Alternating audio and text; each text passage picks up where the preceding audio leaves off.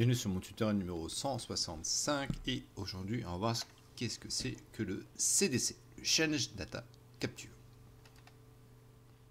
Le CDC, Change Data Capture, est un mécanisme intégré à SQL Server depuis la version de 2008.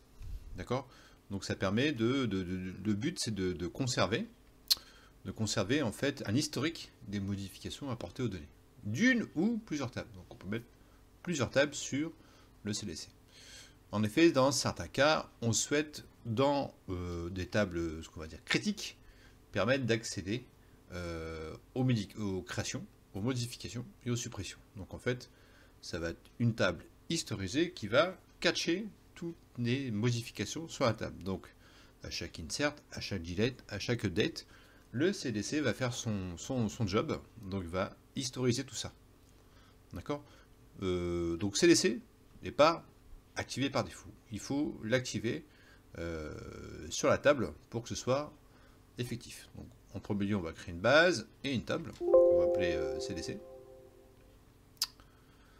On va se reconnecter.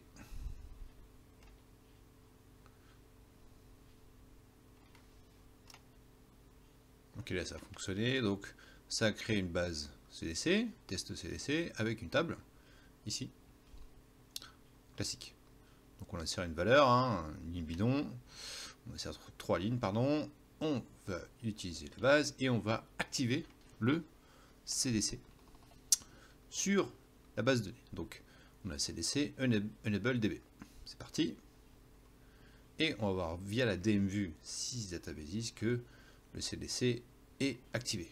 Donc ici, dans ICDC enable, on voit qu'elle est activée sur la base de données test CDC. Voilà, sans rien de très difficile. Et on va s'apercevoir que dans les tables système, va apparaître ici les fameuses tables CDC. On va se concentrer sur la table qu'on va créer après. Mais là, par défaut, il crée des tables système CDC pour les colonnes capturées. Je ne rentre pas en détail parce que pour moi, ça n'a pas une grande importance. On va plutôt se concentrer sur la table qu'on va créer. Donc, on va activer le CDC sur la table dbo.cdc. D'accord? Allez, c'est parti. On l'active.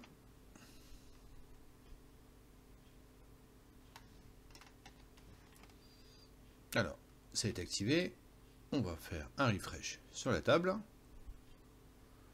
On va ici voir que la table CDC ici apparaît. Donc elle est bien notifiée dans le Change Data Capture. Par défaut, quand on crée un Change Data Capture, il va créer 2 jobs SQL qu'il faut absolument démarrer. D'accord? Donc lui par défaut il est démarré, le capture ici, mais il faut absolument le démarrer parce que quand il fonctionne, le CDC, il va loguer tout ce qu'il y a eu comme modification. Quand le job est arrêté, donc ça va faire bien sûr grossir la log parce que la table, si elle est fortement sollicitée, elle va y avoir plus en plus d'événements qui seront catchés sur cette table. Donc les logs vont grossir, vont grossir. Et si votre CDC, votre job de capture n'est pas effectif, ne tourne pas, les logs de votre serveur SQL vont exploser.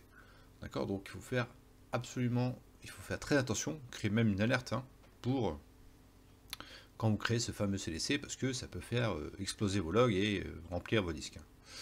Ok? Donc là par défaut il est activé, donc pas besoin de démarrer. Donc ce qu'on va faire 3 actions. On va faire d'abord un update, un insert et un delete.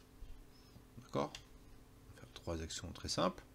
Pour l'instant, on voit que ici, les tables système sont identifiées avec les dollars dans les colonnes. Donc on va juste faire un select classique de cette table. Et on voit ici qu'on a 3 opérations. On a 3, 4 et 1. 2, 1. Je vous fais le plus simple possible pour que vous compreniez, grosso modo, les grandes lignes du CDC. Donc ici, on voit ce qui a été bougé sur le CDC. On voit que mon nom a été bougé, Bobo, JC et John. D'accord, on voit que sur cette table, sur les 3 modifications qui est sur la table CDC, on voit qu'il y a eu 4 modifs. Ok? Donc ces numéros sont référencés par 1, delete, le 2, l'insert, le 3, de la valeur de la ligne avant un update, le 4, la valeur de la ligne après un update. D'accord? Si je veux savoir, par exemple, quand a été modifiée la table, CDC, qu'est-ce qui a été supprimé, donc je vais prendre la valeur 1, ok? Donc ici, j'ai John Doe, okay, qui a été supprimé avant. Vous vous rappelez, tout à l'heure, on a supprimé ici, dans la table CDC, John. Donc on peut voir ce qui a été supprimé dans cette table. Vous voyez que c'est quand même assez puissant. John Doe, on sait que ça a été supprimé.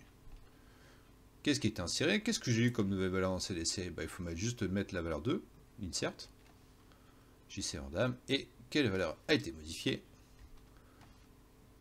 Voilà, donc c'est tuyau IV H23, donc qui a été modifié avant un update.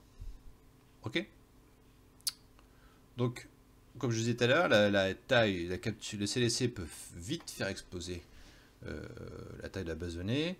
Donc par défaut, est-ce qu'elle ajoute par défaut le CDC cleanup? Ça supprime régulièrement le contenu de la table régulièrement. Donc c'est à vous de voir la fréquence du vidage de la table. D'accord? Donc il faut regarder sur le net. Vous avez plusieurs fréquences à voir par rapport à ce cleanup. Donc par défaut, ça garde les 3 derniers jours, le CDC. Ok? Attention, on ne peut pas faire de requête aussi sur CDC. Et il faut savoir que si il n'y a pas beaucoup de personnes qui le savent, parce que c'est très peu utilisé le CDC, il ne faut pas se voiler, ça marche aussi parfaitement dans le cas d'un always on. Donc si vous avez 2 serveurs qui sont dans un always on, si en cas de bascule, le CDC, quand il va basculer sur le nœud secondaire, c'est parfaitement pris en compte. Il faut juste redémarrer le CDC et il va s'arrêter où c'en était. Donc je vous conseille si vous avez un always on, de ne pas laisser la technologie CDC, mais parce que ça marche parfaitement sur un always on.